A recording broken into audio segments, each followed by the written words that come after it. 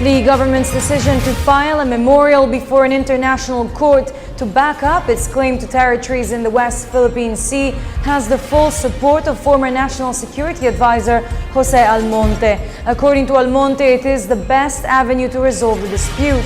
Again, here's Freddie Abando. China's increasing incursions in the Calayan group of islands in the Spratlys is part of the vision of its leaders of a Chinese dream to assert its rising influence as a superpower in the Asia-Pacific region. Former National Security Advisor Jose Almonte bared the grand design is unfolding with strategic and tactical actions with the declaration of its 9-dash line to push its claim of territories from Japan all the way to the South China Sea to include the Calayan Islands and the Scarborough Shoal, which are within the Philippines' exclusive economic zone.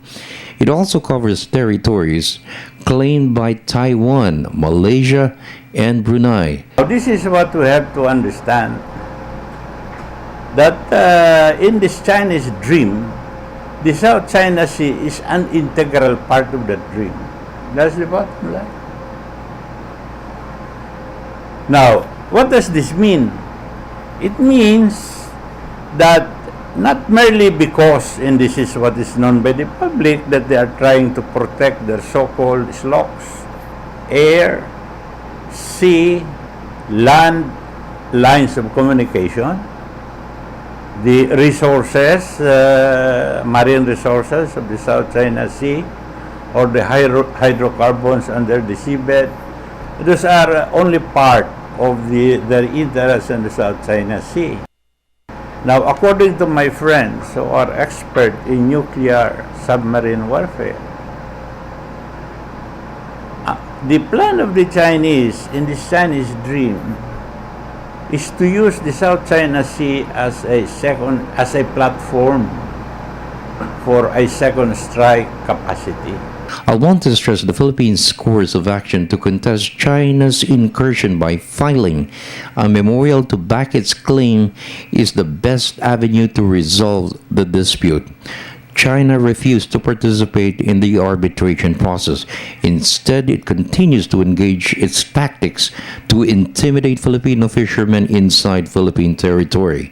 Because of this, Almonte said the Philippines should maintain its course. According to him, world opinion will eventually boost the country's rightful claim to its territory. Ano ba talaga ang bottom line dito ng China? Kasi insofar as we are concerned, everybody knows that we are merely protecting our maritime rights as provided by the UNCLOS, which is 200 nautical miles from our baseline, which is exclusive economic zone, and 150 nautical miles extended continental shelf. That's what we are protecting. We have sovereign rights in exploiting the resources in this area, both vertical sea and under the seabed, but the 150 only under the seabed. That's the UNCLOS. Now, that is our bottom line. But how about China? In the meantime, Almonte bared that in 1974, Deng Xiaoping spoke before the United Nations when China was still a third world nation who had a vision that his country will someday be a superpower. That's 4 years before he was chosen to be China's supreme leader. Deng was the architect of China's rise economic power to a superpower behind the United States. Almonte quoted Deng's long-term view of its future leaders. This is what he said, I quote, if one day China should change her color and turn into a superpower,